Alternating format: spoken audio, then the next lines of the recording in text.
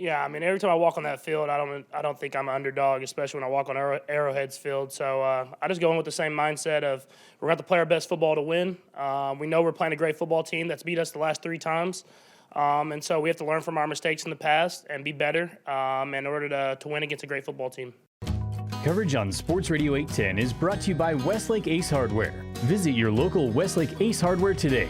Online at westlakehardware.com. Westlake Ace Hardware. Small projects, big know-how. Ask away. Ace is the place with the helpful hardware, folks. Hi, Patrick. How you doing? How are you? I'm doing good, AFC Championship week, ready to go. How's the ankle? It's doing good, I've had a few days of treatment, a few days of rehab. Excited to get on the practice field and kind of test it out and see where I'm at, but it's feeling good so far. You expressed that you'd start treatment the night after the game. Can you just kind of bring us through what that night was and then these last few days, what you've been doing? Yeah, I was able to do some extra testing just to make sure everything was good the night after the game and then get a few things done to help the treatment kind of start off. And then the next few days has just kind of been, all-day thing where you're just doing either treatment or rehab or watching film. And I had to take Brittany a few places with me so I can be around the kids a little bit. But it's a full-day thing where you're trying to make sure that you're obviously prepared for the Bengals and a great football team mentally and physically.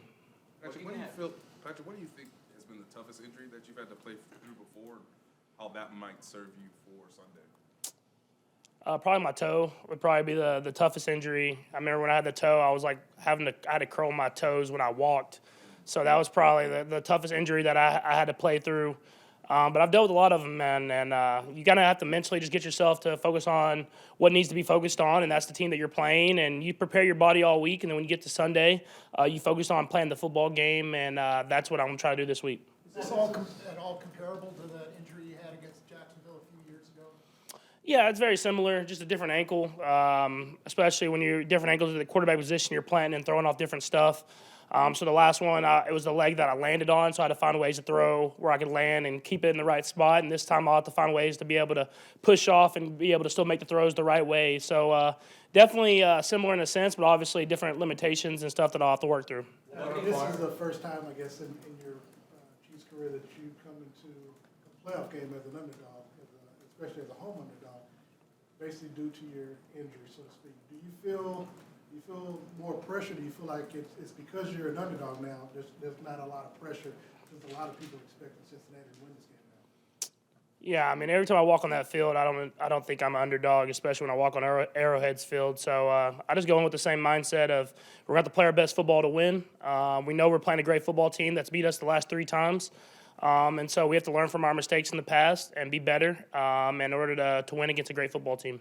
Did you see the video? Does it require a different, just because of which leg it is, does it require an adjustment in footwork, and do you try and practice that adjustment now? I think we'll see throughout the week. I haven't got to go out and practice yet and put myself in those positions. I've done limited stuff, kind of in a small kind of box of what I can do, but I'll push it a little bit today and then the next day and then the next day again and see what I can do to not re-aggravate the injury, obviously, but to push it to see what I'll be able to do on Sunday. Any hesitation mentally, considering the last time in the field that you want to have coming up on Sunday? There was a little bit earlier in the week. You want to push it, but like I said, you don't want to re-aggravate it or do something that you were in the position this last game and it was hurting. But that stuff that you do the rehab and then you do the treatment for is to prepare yourself to go out and practice and go out and play. And all you can do is keep pushing it and try to do whatever you can to go out there and win a football game. Patrick, what you do at home, but are you off your feet when you're at the house, or you doing some stuff at home as well? Yeah, I haven't been at the house much. So when I'm at the house, it's usually either studying or going to sleep. So it's just kind of prepare yourself, do whatever I can at the building, and then whenever I can't get off my feet and get some sleep, then I'll go get some sleep. Looking at past legends that have played through major injuries, what's your awareness of some of them in the past, and what can you learn from that? Yeah, a lot of greats have done it. I think it's just about being a competitor. If you want to be out there, and especially in these games. And so all you can do is just mentally prepare yourself and your body throughout the week. And then, like I said, you get the game day, you just have to focus on the game. And that's what I'll try to do is prepare my body the best I can and get to the game and just go out there and play and try to find a way to win. Hey, has this progressed better than you expected? Yeah, for sure. I I felt better than I thought I was going to be after the game. I mean, moving on it during the game definitely hurt. But after the game, I was able to rest it and kind of ice it up and do different stuff like that. I felt in a little bit better position, and obviously the next morning felt a little bit better, and I've continued to get better throughout the week. So we'll see how I feel today at practice, and I'll get a better feel for y'all, and I'll be able to, I think, answer a little bit better tomorrow. Patrick, and This is a team you've faced a few times, like a division opponent. You guys know each other pretty well. You've been able to run on them. What has been the challenge trying to throw against that secondary? Yeah, they're coached well, man.